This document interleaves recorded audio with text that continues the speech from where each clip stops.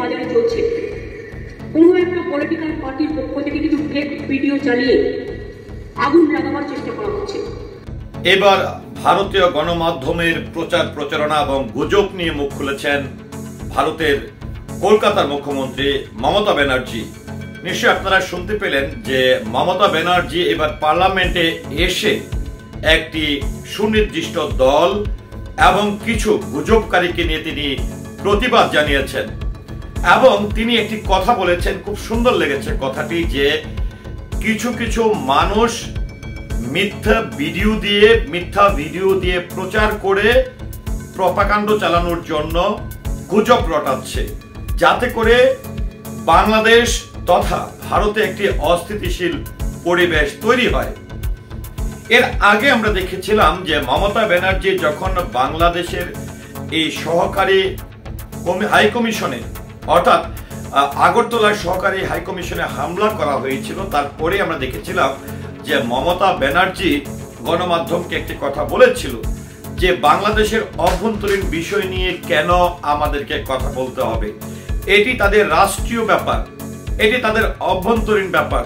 তবে এরপরে এসে কিন্তু এবার পার্লামেন্টে এসে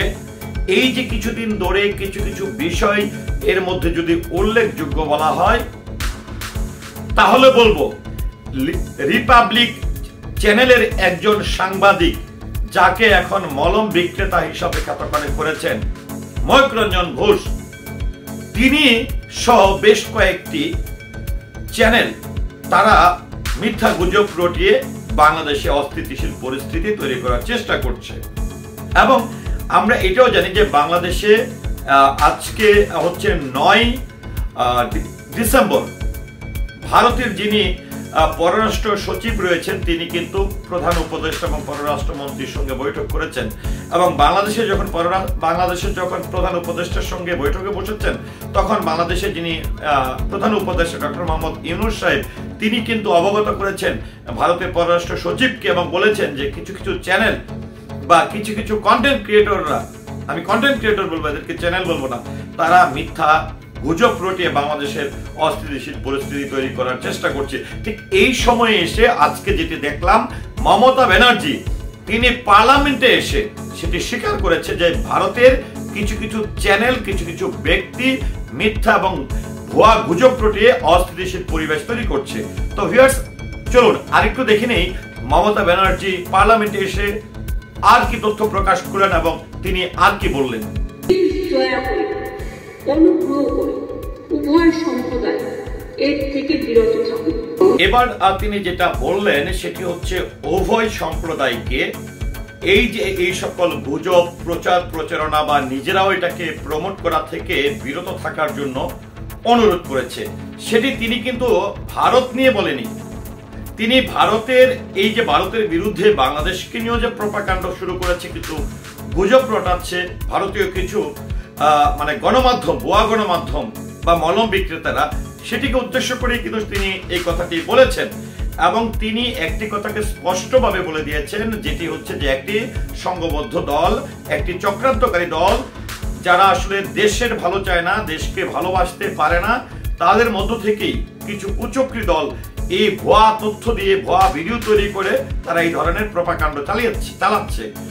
সে প্রেক্ষাপটে মমতা ব্যানার্জির কথা হচ্ছে যে যেই ধর্মেরই হোক না কেন, যার যার ধর্ম তার কাছে, কিন্তু যাতে করে এই মিথ্যা ঘটনা, মিথ্যা রটনা বা গুজব থেকে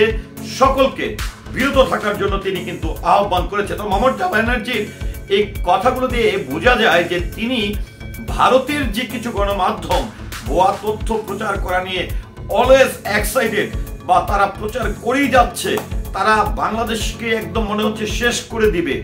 তাদের বিরুদ্ধেও তিনি কিন্তু চড়াও হয়েছেন, তিনি অনুধাবন করতে পারছেন এবং তিনি অবশ্যই জাস্টিফাই করে কিন্তু তিনি পার্লামেন্টে এসে বক্তব্যটি দিয়েছেন যে হ্যাঁ এগুলো ভুয়া তথ্য ছড়ানো হচ্ছে। তো আর কি বলেন মমতা ব্যানার্জি সেটা একটু আমরা শুনতে চাই। দাঙ্গা কখনো হিন্দু করে না, দাঙ্গা কখনো মুসলমান করে না,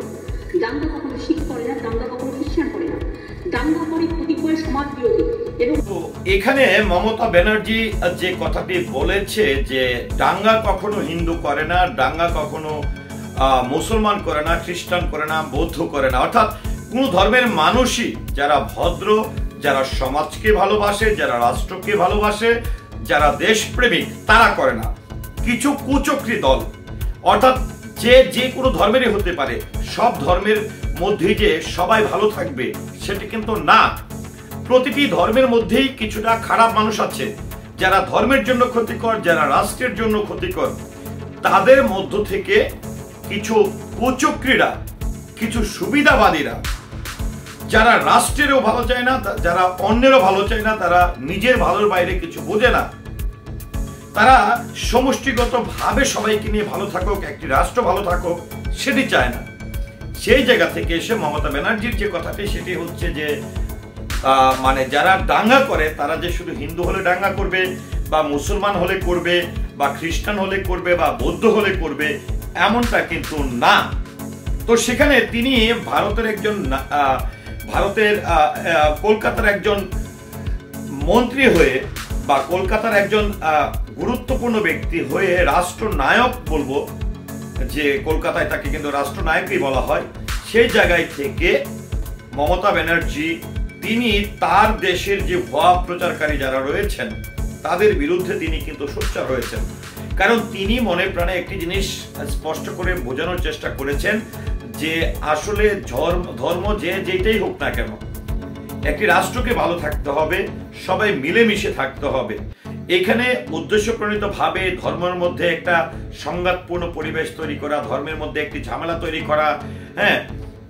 আজকে আমার ধর্মকে আমি উপরের দিকে নিয়ে যাব, অন্য ধর্মকে ছোট করব, অন্য ধর্মের মানুষকে ভালো থাকতে দিব না, এই বিষয়টি নিয়ে কিন্তু তিনি তার মধ্যে এই মতানৈক্যটি লক্ষ্য করা গেছেন। তিনি যেটি চাই যে সমষ্টিগতভাবে যে ধর্মেরই হোক না কেন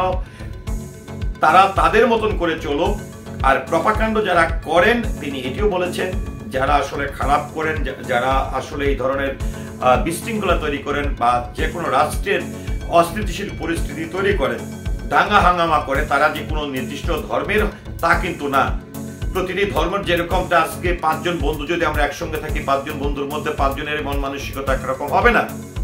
একটি পরিবারের সবাই ভালো হয় না। তো এটাই কিন্তু বোঝানোর চেষ্টা করছে, যে যেখানে আমার মনে হয়েছে যে হ্যাঁ, আমি মমতা ব্যানার্জির সঙ্গে একমত পোষণ করছি, যে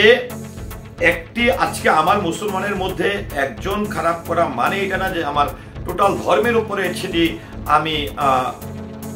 চালিয়ে দিব, সেটাকে আমি অপবাদ দিব। আবার হিন্দু ধর্মের 2-4 জন লোক যদি খারাপ করে, আমি এমন না যে পুরো ধর্মের উপরে আমি অপবাদ দিব। সেটি না করে আমি অবশ্যই আমি মনে করি যারা ধর্ম নিয়ে খেলা করে, যারা ধর্মকে অপব্যবহার করে, অবশ্যই তারা যেরকম ধর্মের জন্য ক্ষতিকর,